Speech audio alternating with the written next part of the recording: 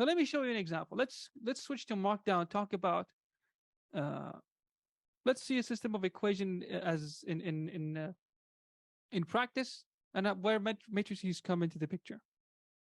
Okay, you want to look here on the right. Okay, I'm gonna type markdown code,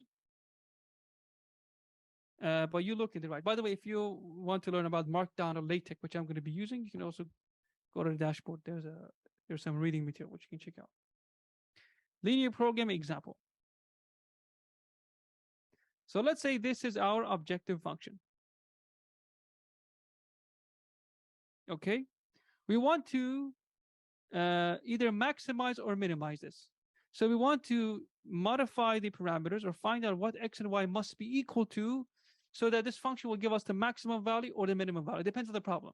If you're trying to reduce costs, then you would want to minimize the function. If you want to, for example, increase revenue, then obviously you'd want to maximize the function. One notation that you might see is, for example, this word max that's used before the function's name. So you may have seen this. So this says maximize the value, and then there's something called argmax, which means the arguments that maximize the function. Okay? So we want to maximize this function. And these are the constraints that we have. Okay? We have this inequality. We have these two inequalities, and both x and y must be greater than or equal to 0, equal to 0, yes. Now, the way we solve this, the way we deal with these inequalities is we must solve them. And what we're about to do is very similar to what we will do with systems of linear equations in linear programming, where we get to something called the reduced echelon form. I'll show you a picture of it in a moment. So what we do first is we represent the inequalities, not as inequalities, but as equations, like so. So these are the constraints as equations. So these are inequalities. These are equations. Okay? All we've done is we've substituted the inequality with equal sign. Let's label this equation 1 and equation 2. Now, what we want to do again is find the roots of both of these equations. So we want to know what x is equal to, y is equal, and what y is equal to. Once we find what x and y are equal to, then we will find a point that we could place in the quadrant, in the relevant quadrant. And by doing that, we will have found a feasible region. So what we will do is we will subtract the second equation from the first. So we will subtract 2x from x, y from y, and 4,000 and 3,000. So we will subtract these together. Okay? And what does that give us? It gives us x equals to 1,000. Why? Because, well, if you subtract y from y, y is eliminated. 2x minus x, that's just x. And 4,000 minus 3,000, that's just 1,000. Again, this is classical algebra. If you remember, this is why I said the prerequisite for linear algebra is classical algebra. This is just, adding on both sides, subtracting on both sides, moving terms to the other side of the equation. Okay, so if you know these, then linear programming and linear algebra are within your grasp. Okay, so now we have found the first root. We found the first variable. X must be equal to 1,000. Well, now what we can do is we can plug in x into one of these inequalities. So what we will do is we will plug in x into equation 2. Okay, so we will put 1,000 here for x, and then we will solve for y. And we do that, we will get the following. Right, all you can see we've done is we have plugged in 1,000 for, excuse me, we plugged in 1,000 for x. Actually, yeah, for here.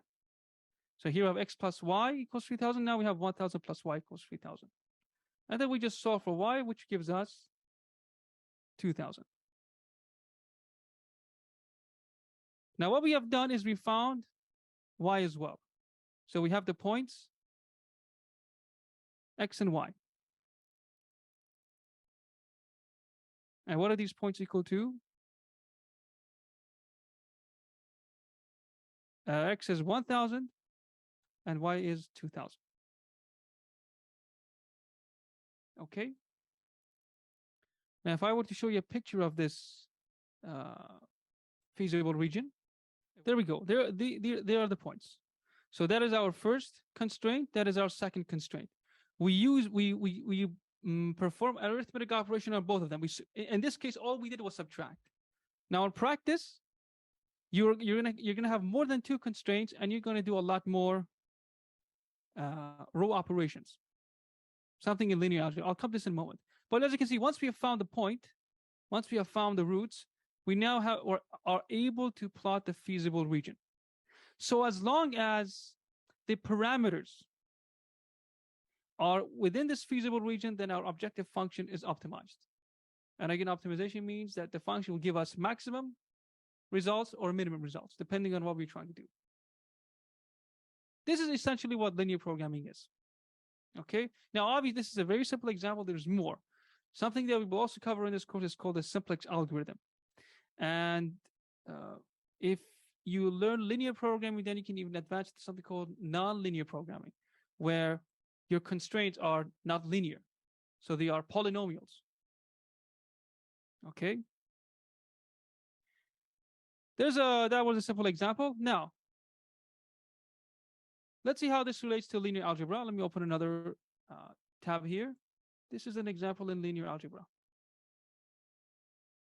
So if we take a sequence of equations or a set of equations like so, again, you want to look here, right? In this panel. Let me activate it.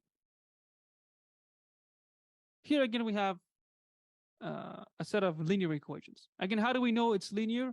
All of the variables, or I should say none of the variables are to the power of 2 or above. Everything is to the power of 1.